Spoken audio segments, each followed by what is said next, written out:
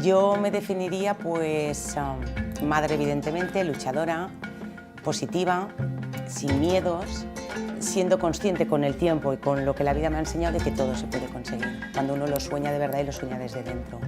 Creo que el nombre de este diseño debería ser el de Arambet, que significa todos juntos, ¿no? A la mujer que reciba mi diseño le diría que, además de llevar un diseño de autor, lleva parte de África. Le tocó nacer en un país quizás muy desfavorecido en varios sentidos, pero es luchadora, es cabeza de familia, de sus hijos, ayuda en el trabajo, sonríe. Todo lo que sea ayudar a la gente es bueno. Si me estuvieran escuchando estas mujeres les diría que adelante, que todo se puede, que sí se puede, que es una frase preciosa, y que nada, que luchen por lo que sueñen, que lo pueden conseguir y que nada es difícil.